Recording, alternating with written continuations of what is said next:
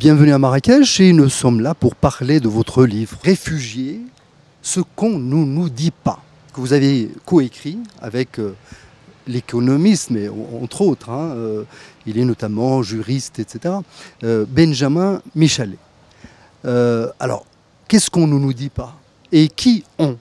La raison pour laquelle on a voulu l'écrire à deux mains, justement, ce livre, moi, comme présidente de France Terre d'Asile et comme femme relativement engagée sur cette question des demandeurs d'asile, de la protection à leur apporter, et lui, comme économiste, vraiment spécialisé dans toutes les recherches qui ont été conduites à travers le monde sur ce que ça fait à nos sociétés d'accueillir des demandeurs d'asile et des réfugiés. On a voulu l'écrire, ce livre, parce que précisément, on s'est rendu compte que quand on fouille un petit peu, toutes les questions qui agitent en permanence le débat public sur le mode si on en accueille trop, ça va être un problème pour notre économie, pour notre marché du travail. De toute façon, quand ils sont là, les taux de criminalité augmentent et puis il y a des tensions identitaires. Tous ces sujets qui agitent le débat public, en fait, ont fait l'objet d'études et de recherches extrêmement poussées dans différents pays du monde qui permettent d'apporter des réponses et de sortir de l'à peu près, du doigt mouillé, de l'intuition. Non, d'aller regarder ce qui fonctionne, ce qui ne fonctionne pas, quels sont les faits, les réalités. Et donc, en fait, ce livre, il répond justement à toutes ces interrogations. Et pourquoi on l'a appelé « Ce qu'on ne nous dit pas » Parce qu'en réalité... C'est intéressant de nous expliquer, nous préciser qui en. Oui, alors évidemment, c'est d'abord les hostiles à l'immigration de manière générale, parce que finalement, qui c'est qui passe son temps à nourrir le débat public d'approximation, voire de désinformation, évidemment, c'est d'abord les gens qui sont hostiles, les observateurs et les acteurs du débat public qui sont hostiles à l'immigration, et qui d'ailleurs font souvent exprès de confondre dans une même image ce qui relève de l'immigration volontaire, par exemple les étudiants étrangers ou les travailleurs étrangers qui viennent pour occuper un emploi, et ce qui relève des déplacés forcés. Les demandeurs d'asile, ils fuient leur pays, ils n'ont pas particulièrement choisi de venir chez vous. En fait, ils fuient, ils cherchent un refuge parce que sinon, ils ont un risque imminent d'être tués, tout simplement, d'être persécutés. Donc ce deuxième type de migration-là, il ne faut pas le confondre avec la première, parce qu'en confondant tout, d'abord on donne l'impression que les chiffres sont énormes de gens qui viennent sans qu'on maîtrise vraiment les choses chez nous, alors que pas du tout, parce que la première catégorie, celle des migrations volontaires, les étudiants, les travailleurs, en fait, un État maîtrise tout à fait, il peut réguler, il peut dire j'en ai besoin de plus, j'en ai besoin de moins, et d'ailleurs en vérité on en a plutôt besoin de plus, vous voyez, mais c'est régulable, donc il faut arrêter de dire que c'est pas maîtrisé. Et la deuxième catégorie, celle des demandeurs d'asile, ceux qui fuient leur pays pour les raisons que je viens de rappeler, eh bien, en réalité, ils représentent un chiffre assez petit. Vous en parlez, vous le précisez dans votre livre, on parle de 130 000 personnes en 2024, l'année dernière. C'est quelque chose comme 12%. C'est ça. Je prends le cas de la France parce que c'est celui qu'on connaît le mieux et qu'on a regardé de très près. En 2024, en effet, 130 000 personnes sont venues demander l'asile en France. Sur ces 130 000 personnes, il y en a un peu plus de la moitié, 55% exactement, qui ont obtenu le statut de réfugié ou la protection internationale. Ça fait à peu près 70 000 personnes. Donc en fait, c'est un tout petit chiffre. Enfin, je veux dire, il faut rappeler 66 millions d'habitants en France. C'est un tout petit chiffre dans l'absolu, 70 000 réfugiés, mais c'est aussi un tout petit chiffre quand on prend l'ensemble des migrations. Et justement, qu'on se rend compte que en fait, ça fait 12% par exemple de réfugiés dans un ensemble dans lequel les étudiants à eux seuls, les étudiants étrangers, vont constituer 30%. Or, dans le débat public, quand on parle de la politique migratoire, du sentiment de submersion, etc., en réalité, c'est les demandeurs d'asile qu'on met en avant. Les images qu'on présente, c'est plutôt des gens sur des bateaux de fortune sur le point de faire naufrage. En fait, on fait passer ça pour, j'allais dire, la norme et ce qui est le plus fréquent. Pas du tout. En fait, les étudiants, par exemple, sont beaucoup plus nombreux. Or, les étudiants, tout le monde sait bien qu'on en a besoin et que c'est dans notre intérêt, que ça fait rayonner notre pays. Donc, en fait, le débat public est tronqué. Il installe des fausses perceptions. Il installe petit à petit une méfiance, un scepticisme et des tensions à l'égard de l'immigration dans son ensemble. Et pendant ce temps-là, eh bien, il ne permet même pas de répondre, j'allais dire, dignement et décemment aux quelques demandeurs d'asile / réfugiés que nous avons, alors que nous avons absolument intérêt à leur répondre dignement et décemment. Nous rappelons dans le livre que la protection des personnes qui fuient leur pays pour des persécutions, c'est un droit qui s'est constitué au fil des ans, même des siècles, j'ai envie de dire, et qui est extraordinairement précieux parce que précisément au lendemain de la Seconde Guerre mondiale, on s'est rendu compte que parce qu'on ne l'avait pas, ce droit-là, on a laissé des millions de gens finalement finir dans les camps de concentration et victimes de la Shoah, parce que, y compris les pays européens, n'ont pas voulu leur ouvrir leurs portes lorsqu'ils fuyaient de l'Allemagne et qu'ils réclamaient asile. Même chose pour les États-Unis. Donc en fait, si vous voulez, notre droit d'asile d'aujourd'hui, c'est l'héritage de toutes ces erreurs que nous avons collectivement commises par le passé et qu'il ne s'agit pas de commettre à nouveau.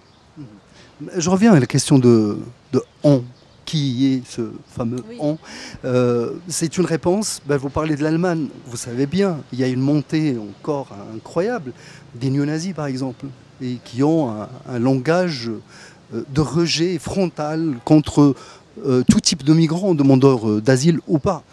On pourrait considérer que votre livre est aussi une riposte au Front National ou à ceux qui sont dans l'extrême de l'extrême. Alors, ça me permet de finir ma réponse, en effet, parce que je disais, les premiers qu'on met dans le on, c'est évidemment les hostiles à l'immigration, voilà, qui utilisent cette grande confusion des chiffres pour faire peur à l'opinion publique. Mais dans le on met aussi les pouvoirs publics. Pourquoi? Parce que, en fait, les pouvoirs publics, donc l'État, les ministères, qui sont détenteurs en réalité d'une information extrêmement précieuse pour justement venir répondre aux inquiétudes du débat public, pour éclairer les questions que vous posiez tout à l'heure, le poids sur l'économie, la criminalité, etc.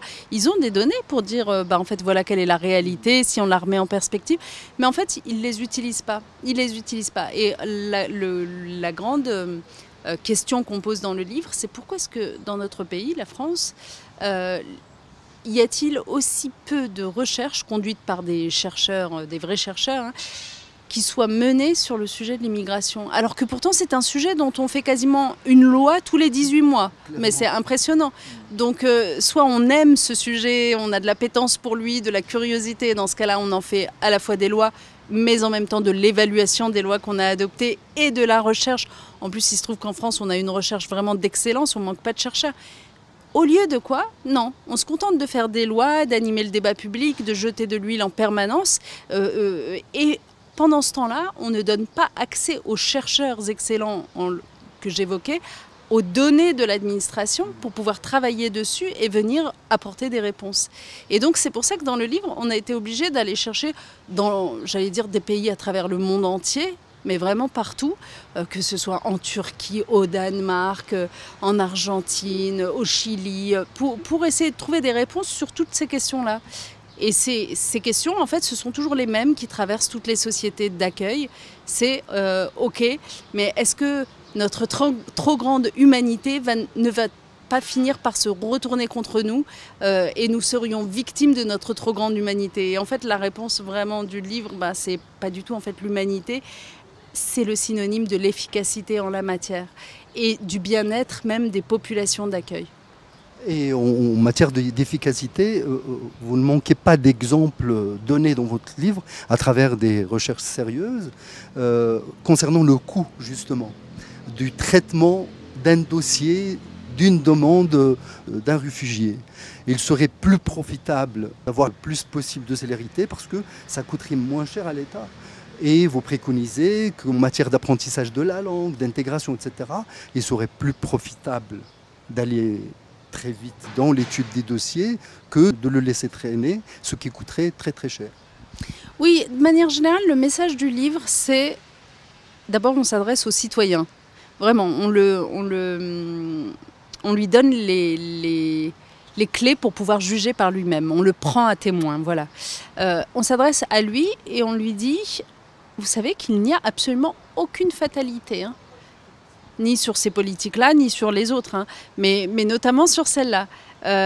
Si on se retrouve avec des gens qui ont les plus grandes difficultés à s'insérer, à trouver un emploi, qui se retrouvent à dormir dans la rue sous des tentes, En fait, c'est parce qu'il y a des décisions politiques qui ont été prises et qui les ont installés dans cette situation-là. Parce que les gens en question, une fois qu'ils ont fui les persécutions, la terreur, les salles de torture de Bachar el-Assad, etc., je vous assure que leur intention, c'était pas de venir dormir dans la rue et voire de se livrer à de la délinquance. Non, pas tout à fait.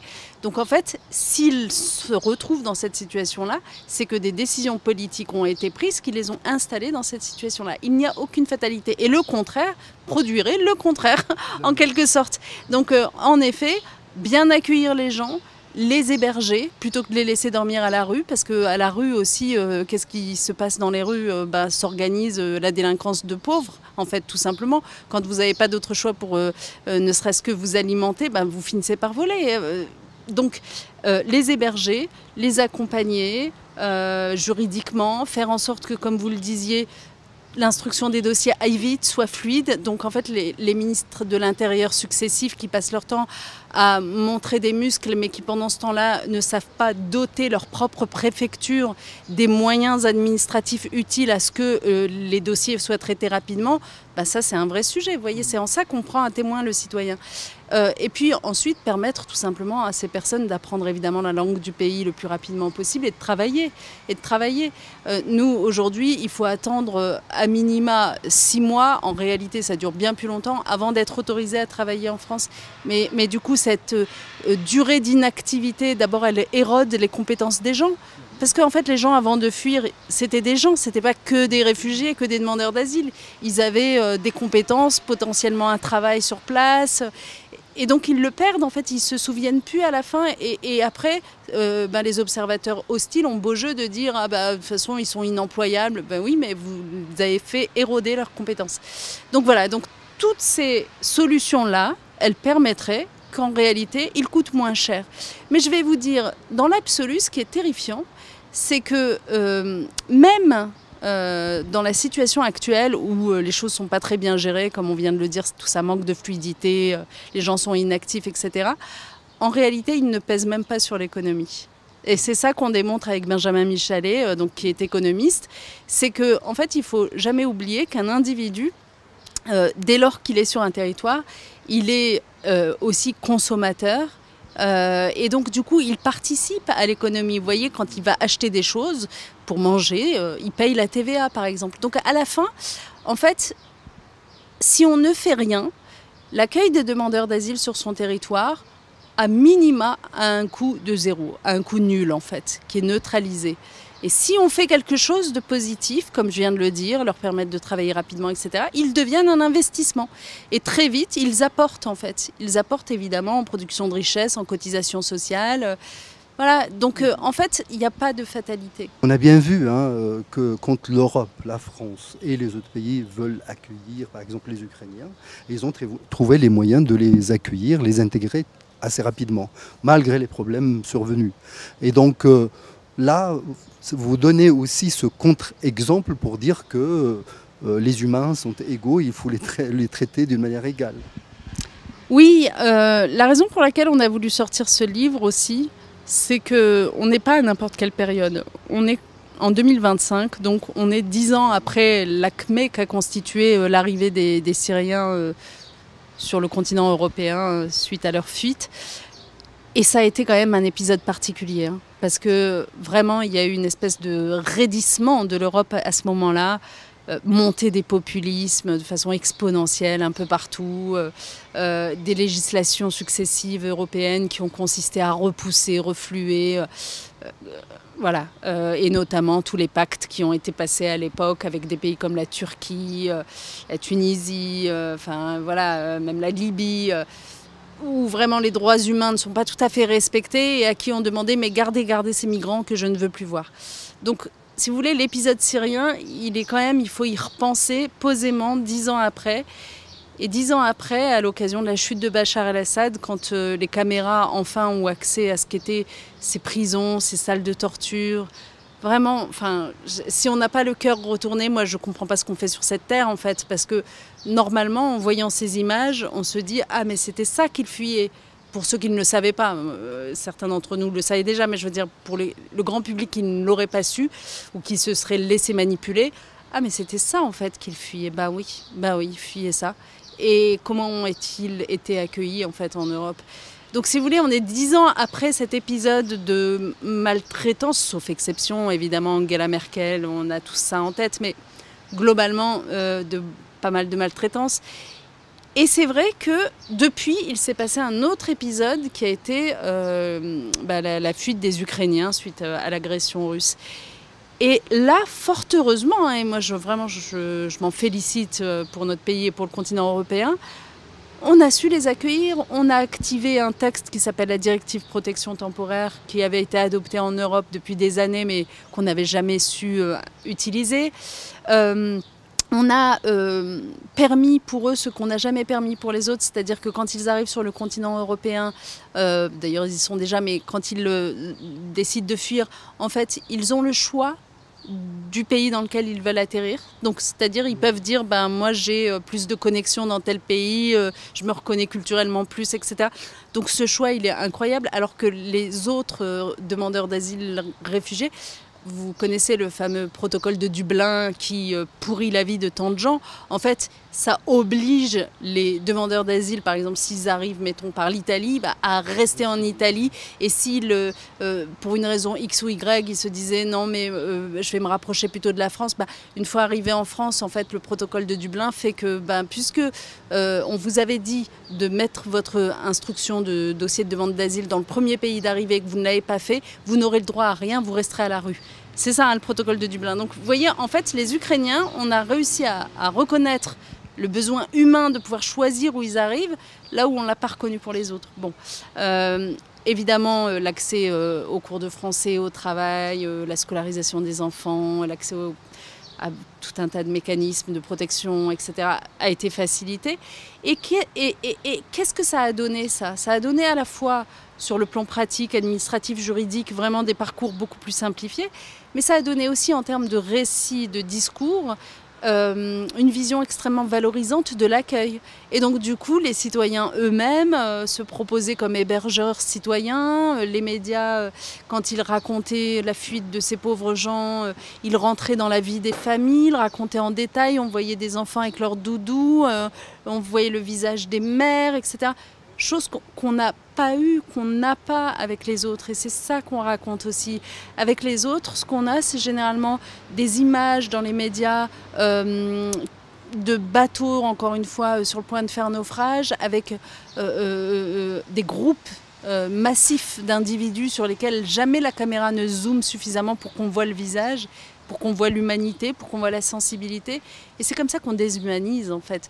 Donc, si vous voulez, c'est un mélange de politique publique, de traitement médiatique et, du coup, de perception des citoyens qui vont évidemment renforcer ou conforter ce qui leur est proposé, c'est la nature humaine. Donc c'est vrai qu'après l'épisode ukrainien, on se dit que quand même les pouvoirs publics européens pourraient juste redevenir sérieux, redevenir humains et se dire que cette façon de traiter les gens, c'est la bonne façon de faire. On le voit bien, hein, votre fibre sociale, c'est ce qui vous a amené à la politique. Et à un certain moment, dans le gouvernement Hollande, il y avait débat, il y avait une loi aussi qui était en préparation, qui est sortie par la suite. Ça venait de vous, alors, cet intérêt pour les réfugiés en particulier? Moi, j'ai toujours trouvé le sujet vraiment très intéressant, mais comment dire? En fait, si vous voulez, c'est un peu comme le changement climatique. C'est deux sujets qui parlent de notre temps, qui disent notre temps. On ne peut pas passer à côté, c'est une évidence. Je veux dire, il ne s'agit pas d'être pour ou contre, c'est pas une opinion, c'est un fait. Voilà, ce que je viens de dire là vaut pour le changement climatique, mais ça vaut aussi pour les mobilités forcées, on va les appeler comme ça, c'est-à-dire du fait de la démultiplication des conflits à travers le monde, des gens de plus en plus nombreux qui n'ont pas d'autre choix que de fuir. Et demain, évidemment, les deux sujets se croiseront, car ce ne sera plus uniquement du fait des conflits et des persécutions, mais tout simplement d'un environnement inhabitable, changement climatique. Et cette chose-là, si vous voulez, moi qui ai toujours été intéressée par la façon dont, à l'échelle internationale, on arrive à conduire de la coopération internationale pour faire face aux grands défis, je suis fascinée de voir comment, sur la question des mobilités forcées, en fait, il n'y a pas de coopération internationale. Sur le changement climatique, c'est balbutiant, mais disons que ça commence, les COP 21, etc., 22, etc. Mais sur la question des mobilités forcées, c'est comme si c'était tabou. C'est comme si on ne voulait pas vraiment s'attaquer à ce sujet-là. C'est gênant, c'est trop technique. Mais en fait, c'est étrange car par excellence, ce sujet-là relève de la coopération internationale, puisque ce sujet-là, si on le résume, c'est l'histoire d'un État qui faillit à protéger son propre citoyen. Soit qu'il le persécute lui-même, soit que, voilà, on est dans un moment de conflit intense. Typiquement, on a beaucoup parlé du Soudan aujourd'hui, typiquement ce qui se passe au Soudan. Voilà, il n'y a plus d'État dont vous puissiez réclamer la protection, vous, en tant qu'individu. Ne pouvant plus réclamer cette protection de votre État, vous vous tournez en fait vers la communauté internationale. Donc il n'y a pas de sujet qui soit plus étroitement lié, logiquement, à l'idée même de communauté internationale. Donc c'est étrange que la coopération internationale tarde tant à se faire. Et pourquoi elle tarde tant à se faire? D'ailleurs, je vous rappelle qu'on est à Marrakech. Il y a eu, il y a quelques années de ça, le pacte de Marrakech, qui était une velléité justement de faire progresser cette coopération internationale sur ce sujet-là. Eh bien parce que des manipulateurs dans le débat public passent leur temps à faire croire aux gens que on va essayer de vous imposer des millions de nouveaux venus, etc., de changer votre culture, vos traditions, l'histoire du grand remplacement et tout ça. Et en fait, ces manipulateurs, d'une certaine façon, qui défendent leur propre intérêt, qui n'est que l'intérêt restreint de quelques-uns, d'une minorité, ils l'emportent dans le débat public et finalement, ils dégradent nos conditions de vie à tous, je dis bien à tous, pas que aux demandeurs d'asile et aux réfugiés, à tous, en empêchant justement cette communauté internationale de s'organiser, d'apporter des réponses, etc. Je dis bien à tous parce que, imaginons que demain, la guerre s'invite en Europe. Vous allez me dire, elle y est déjà, elle est en Ukraine. Mais pour beaucoup de gens, en fait, c'est encore loin, l'Ukraine, etc. Imaginons qu'elle soit vraiment au cœur de l'Europe, comme elle l'a déjà été par le passé. Vous vous retrouvez à votre tour demandeur d'asile. Si le droit international, la communauté internationale n'a pas protégé, même amélioré ce droit d'être protégé par d'autres pays, vous faites quoi, vous, comme individu, comme citoyen, y compris européen? Bon, voilà, donc du coup, si vous ne voulez pas penser aux autres par simple humanité ou altruisme, pensez même votre intérêt égoïste. Et donc pour votre intérêt égoïste, ou celui de vos enfants demain, car qui sait si la montée des eaux ne va pas les obliger, eux, ou l'assèchement des territoires ne va pas les obliger, eux, à fuir, eh bien, ne serait-ce que par intérêt égoïste, ne laissez pas les manipulateurs détricoter des droits aussi fondamentaux. Je vous en donne un exemple parce qu'il me fait sourire. Par exemple, il y a 2 ans, je me souviens d'une étude Kantar qui disait, s'agissant de la France, que 45% des Français trouvaient qu'il y avait trop d'immigration dans notre pays. Et donc du coup, beaucoup de gens faisaient des gorges chaudes. Vous voyez, il y a quand même beaucoup de Français qui trouvent qu'il y a trop d'immigration. Et en fait, j'étais allée regarder cette étude à la fin des années 90, donc au moment où on est dans le fameux mythe Black Blamber, Coupe du Monde, etc. À la même question, la réponse était de 74%. Maintenant que les sociétés, elles sont plus appétentes pour la diversité, pour l'inclusion, sauf qu'elles ne trouvent pas de caisse de résonance. Les citoyens n'ont personne pour parler à leur place dans les médias ou dans les partis politiques et pour dire suffisamment fort ces préférences-là. Donc en fait, on entend beaucoup les préférences de la minorité qui est hostile, ça on l'entend beaucoup parce que ça fait tam-tam du coup du côté à la fois des politiques, d'un certain nombre de médias, de polémistes, etc. Mais par contre, les véritables préférences majoritaires des Français, et ça vaut pour un certain nombre d'autres pays, elles ne sont dites par personne. Donc c'est aussi ça qu'il faut changer. Votre livre, à en croire les échos médiatiques, a été bien reçu, mais je vous le dis, je vous l'ai dit en aparté, il est politiquement très peu rentable. Il est politiquement peu rentable. Oui, heureusement que moi je ne raisonne jamais comme ça, sinon je pense que je ne me serais jamais occupée d'aucun des sujets qui me passionnent. Franchement, on est en train de traverser un moment historique un monde qui est vraiment sur le point de se défaire. Moi, je suis assez inquiète. Je trouve que nos démocraties sont fragilisées comme jamais. Je trouve que l'ampleur de la désinformation nous transforme en une espèce de petits robots incapables de juger et d'avoir le moindre esprit critique. Évidemment, je ne parle même pas du retour de la guerre, des atrocités commises dans plusieurs parties du monde. C'est une catastrophe. Et donc, du coup, je me dis que dans ce monde-là, en fait, il ne faut pas penser sa citoyenneté ou même son engagement politique à coup de tactique et de petites stratégies. Non, il faut le penser comme de quoi a besoin le monde. En fait, que me reprocheront mes enfants, nos enfants collectivement, de n'avoir pas fait en temps utile? Vraiment, je pense qu'il faut se poser cette question sur tous les sujets. Et c'est ce qu'on essaye de faire dans ce livre.